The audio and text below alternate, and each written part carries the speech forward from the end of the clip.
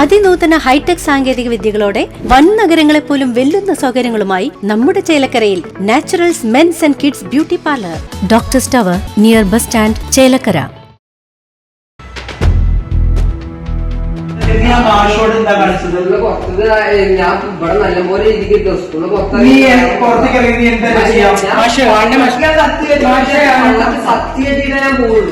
പാലക്കാട് ആനക്കരയിൽ അധ്യാപകർക്ക് നേരെ കൊലവിളി നടത്തിയ വിദ്യാർത്ഥിയെ സ്കൂളിൽ നിന്ന് സസ്പെൻഡ് ചെയ്തു.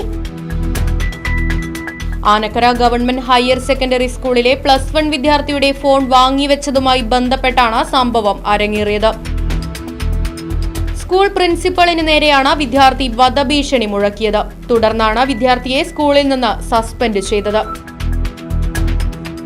സംഭവത്തിൽ പ്രിൻസിപ്പൽ അനിൽകുമാർ തൃത്താല പോലീസിൽ പരാതി നൽകി.